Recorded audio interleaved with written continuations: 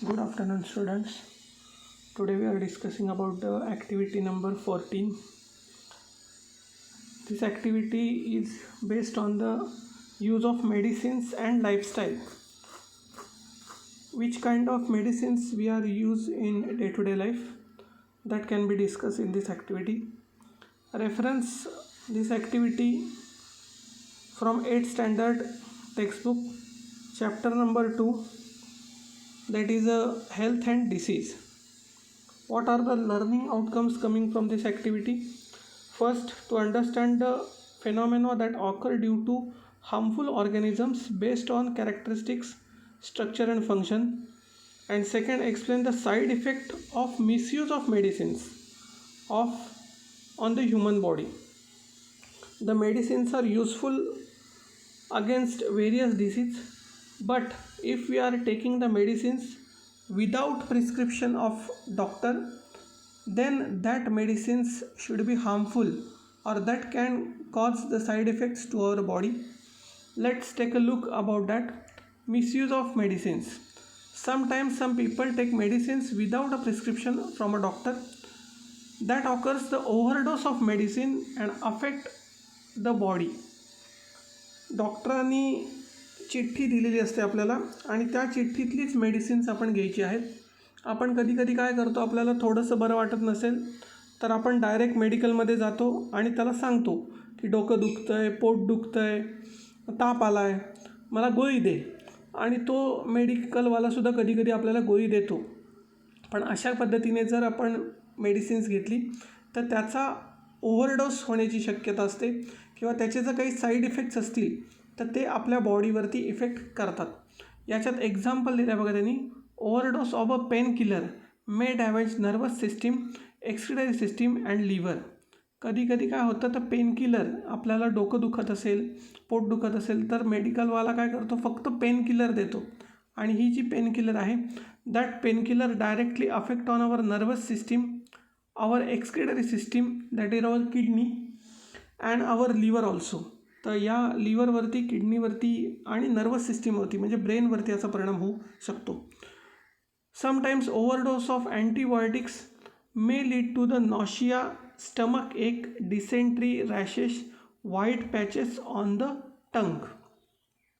तर बऱ्याच वेळा आपण अँटीबायोटिक्स म्हणजे प्रतिजैविक ज्या गोळ्या आहेत त्या घेतो आणि ह्या अँटीबायोटिक्सचा जर आपल्याकडे ओव्हरडोस झाला, जर आपल्याला माहीत नसेल किती गोळी घ्यायची आणि आपण फक्त मेडिकलवाल्याने सांगितल्याप्रमाणे जर गोळ्या घेतल्या तर त्याचा जो इफेक्ट आहे तो आपल्याला नॉशिया म्हणजे नैराश्य येणं, स्टमक एक म्हणजे पोटदुखी, डिसेंट्री, रॅशेस म्हणजे आपल्या शरीरावरती चट्टे उठणे किंवा व्हाईट पॅचेस ऑन टंग किंवा जिभेवरती पांढऱ्या रंगाचे टिपके उठणे, तर असे साईड इफेक्ट त्याचे होऊ शकतात. आता नवीन एक प्रकार या मेडिसिनमध्ये आलेला आहे ज्याला म्हणतात generic medicines. What is mean by the generic medicines?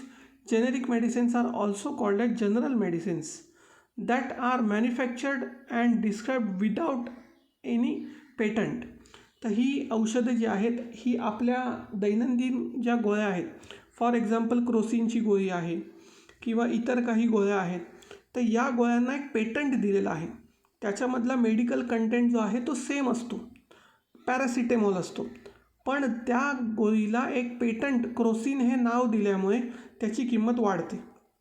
जर आपण नॉर्मल पॅरासिटेमॉलची गोळी घेतली ज्याला कुठलंही पेटंट नेम दिलेलं नाही आहे, तर अशी जी मेडिसिन्स आहेत that medicines are having same quality with branded medicines.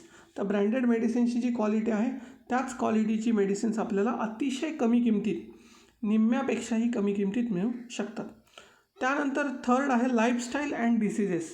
आता आपली जी जीवन पद्धती आहे, आपली जी लाईफस्टाईल आहे, आपलं खाणं आहे, आपलं राहणीमान आहे, ह्या सगळ्या गोष्टी ज्या आहेत आणि त्या गोष्टींशी रिलेटेड काही डिसीजेस आपल्याला इथे अभ्यासायचे आहेत.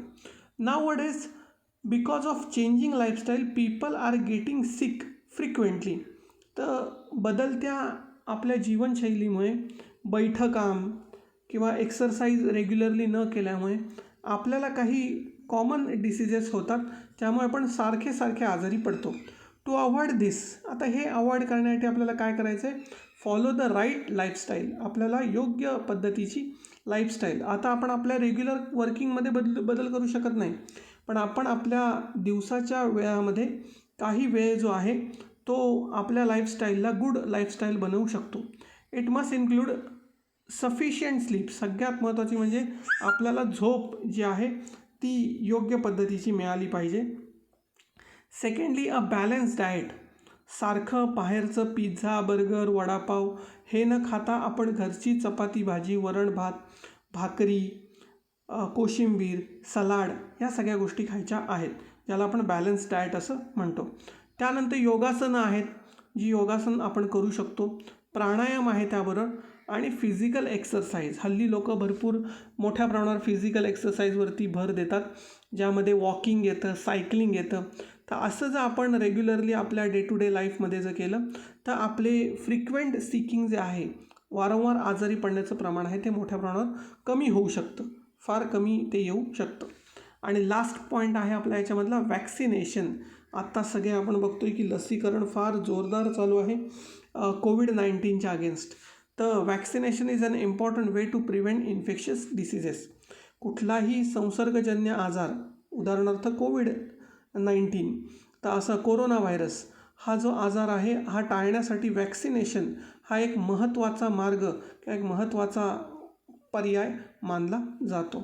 तर अशा पद्धतीने आपल्याला इथे ॲक्टिव्हिटी 14मध्ये मेडिसिन्स आणि त्याच्याशी रिलेटेड काही गोष्टी सांगितलेल्या आहेत. फार कमी 4च क्वेश्चन्स आहेत, ते तुम्हाला तुमच्या नोटबुकमध्ये लिहायचे आहेत. थँक्यू.